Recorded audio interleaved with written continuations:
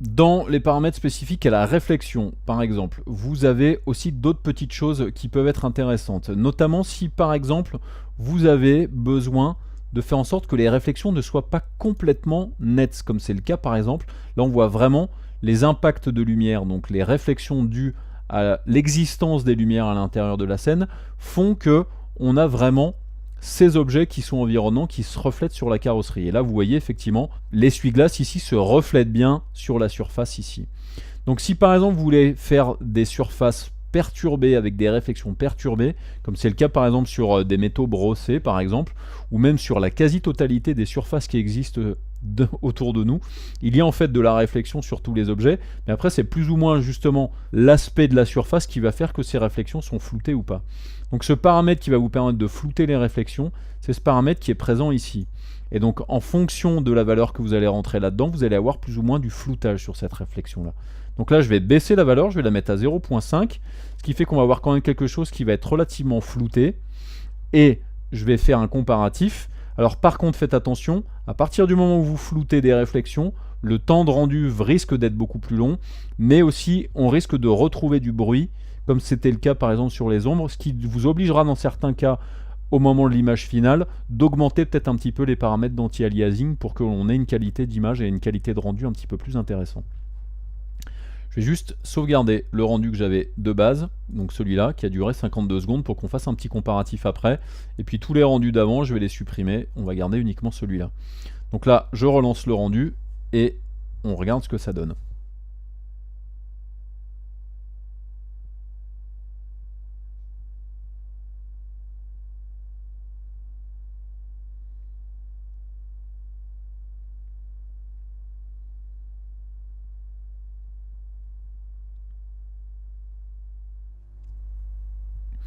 Donc là, le rendu est terminé, et vous remarquez ce qui se passe effectivement avec cette espèce de floutage que j'ai mis.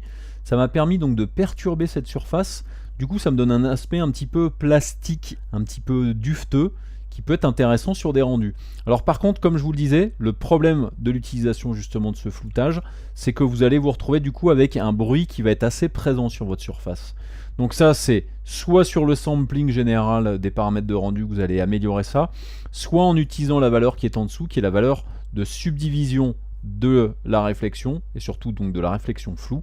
Donc si vous utilisez cette fonction-là, ça va vous permettre, en augmentant les valeurs donc de subdivision, d'avoir peut-être une réflexion floue un petit peu plus nette. Enfin, net, c'est pas le terme, d'avoir une réflexion floue de meilleure qualité. Donc par contre, attention, si vous augmentez cette valeur-là, forcément le temps de rendu sera beaucoup plus long. Donc là, je sauvegarde mon image. Donc là, vous voyez qu'on avait une réflexion normale, on était à 52 secondes pour le rendu. Une fois qu'on a mis la réflexion floue, on est à 1 minute et 9 secondes, ce qui n'est pas dramatique non plus.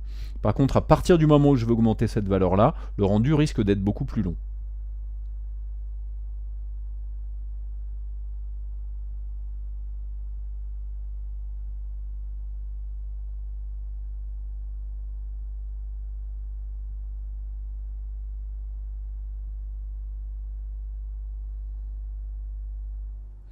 Voilà, là le rendu est terminé, donc je vais faire une petite sauvegarde pour qu'on fasse une petite comparaison du temps. Donc vous voyez, en augmentant le paramètre x2, on a augmenté le temps de rendu de 3 secondes, ce qui n'est pas dramatique. Donc on va regarder d'un petit peu plus près ce que ça donne. Donc ça c'est B, ça c'est A. Donc je vais pousser effectivement un peu plus par ici pour qu'on voit ce que ça donne. Et effectivement, on voit que donc B c'est le dernier rendu, donc c'est ce qui est à droite. A c'est le premier rendu, c'est ce qui est à gauche. Donc vous voyez que là on a beaucoup moins de bruit effectivement sur nos réflexions, et donc du coup ça nous donne quelque chose d'un petit peu plus intéressant. Donc en fonction de ce que vous voulez réaliser justement sur vos rendus, ça peut être sympa d'utiliser effectivement de la réflexion floue. Donc ça pourrait être intéressant d'utiliser ce genre de rendu là par exemple pour faire des pneus. Donc je vais remettre la réflexion, le reflection glossiness à une valeur un petit peu plus élevée. Je veux mettre un petit peu de réflexion, mais pas trop non plus. Ensuite, je vais aller dans l'hypershade. Je vais utiliser cet élément-là en le dupliquant.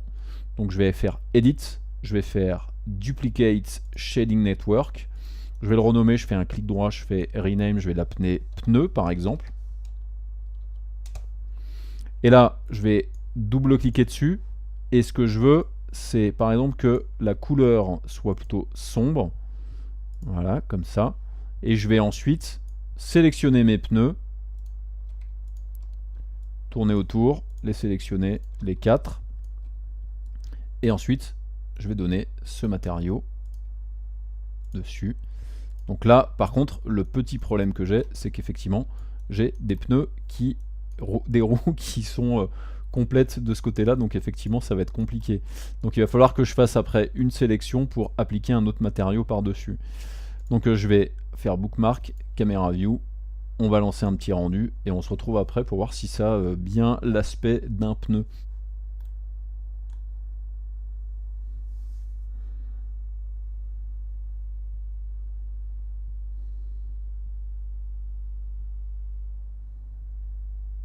Alors là sur le rendu, effectivement, comme j'ai fait la duplication du matériau après l'avoir modifié et remis en fait une réflexion, du coup on a quand même quelque chose qui est très reflétant ici, qui fonctionne pas trop. Alors du coup, eh bien, je vais retourner ici dans Reflection Glossiness, je vais lui mettre 0.5, je vais peut-être même lui mettre 0.3 pour vraiment avoir un truc très flouté. Un petit truc que je n'ai pas expliqué. Ensuite, quand vous avez fait vos réflexions, vous avez par défaut en fait une fonction en dessous, il y a marqué Use Fresnel.